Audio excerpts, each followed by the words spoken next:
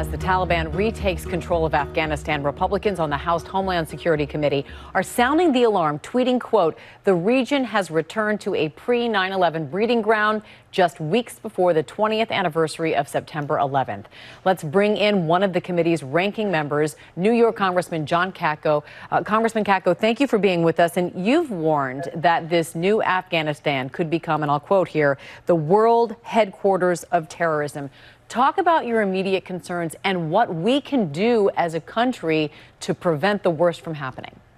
Well, my immediate concern is that they're going to go back to a pre-9/11 footing in Afghanistan. And if you recall, that Afghanistan pre-9/11 is where al-Qaeda and the others gained strength and trained to do the attack on the United States. And it was a breeding ground for terrorism. And we're going back to that footing. It certainly seems like that, especially since al-Qaeda already has a significant presence there and is very strongly tied with the Taliban. So what can be done, if anything? Well, I tell you, a couple of things we can do. I'm not sure this administration is willing to do it. I think the first thing we need to do is to secure our southern border, because if we don't, there's been an uptick in the flow of known and suspected terrorists coming across the southern border that have been apprehended, not the ones we haven't apprehended, obviously.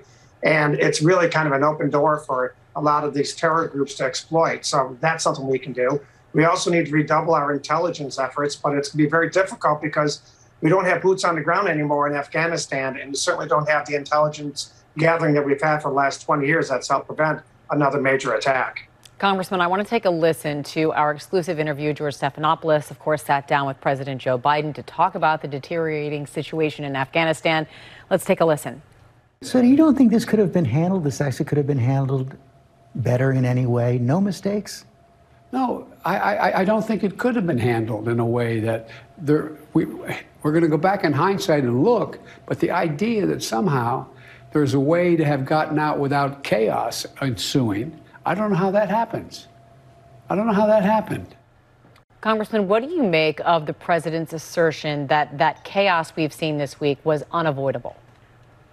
Well, I think I got to just go back to his comments in July. I think it was July 8th, and he was assuring everybody that this would be an orderly exit. We're not going to have another Saigon moment. We're not going to have people on the rooftops of the embassy. They had all of that. So he's dead wrong. And the problem is he's trying to put the genie back in the bottle because he is the one, against the wishes of many of his senior advisors, made the decision to get out now. And the problem is we've got an awful lot of people that are still there. My office alone in the last couple of days has received literally dozens of requests for help of people trapped in Afghanistan. And we saw last night, women are literally throwing their babies over barbed wire to try and get out of the chaos here. It's a mess, and it's got to fall squarely on his shoulders. I'm curious if you support GOP House Leader Kevin McCarthy's calls to investigate how the Biden administration has been handling the situation. Would you agree that an investigation is needed? Well, one of our key things that we do in Congress is oversight. So absolutely, oversight is needed here. And listen, this isn't a partisan move. I led the charge for a January 6th commission after the January 6th events, obviously, and I'm a Republican. So our job is oversight. Our job is looking at after-action reports and seeing what we can do better next time, and we should do that for sure here. And certainly you just described the heart-rending scenes of desperate people trying to get out alive. We heard President Biden tell George and say unequivocally that he is committed to keeping troops there until all Americans get out safely of Afghanistan. And he had this August 31st withdrawal deadline that he's still contending with. Do you think that we're doing everything we can do to get American citizens out and those Afghanis who helped us through this 20-year war? Are we doing everything we can to get them out safely?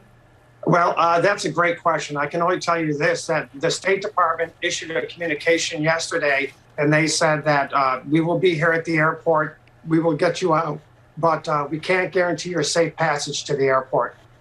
So there's got to be more they can be doing, and there's got to be more pressure they can put on the Taliban to let these people through. They've created a horrendous situation for these people, and I'm not sure they can do anything more about it right now, unfortunately, because of the situation they are now in, unless they send in a lot more troops, which I don't think people are ready for. So it's a very difficult situation, and I hope they stay until every last person is gone. But the problem is you have the Taliban ringing the airport, and if you go up and say, "Let me through, Taliban, because I'm a friendly of the United States," what the heck do you think they're going to do? that's the situation we're in right now. Yeah, it is heartbreaking in every way. Ranking member of the House Homeland Security Committee, New York Congressman John Katko, we really appreciate your time. Thank you for being on the program. Happy to come on anytime. Thank you very much.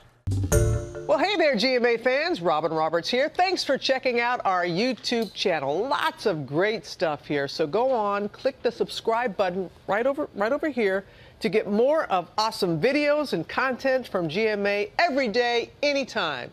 We thank you for watching, and we'll see you in the morning on GMA.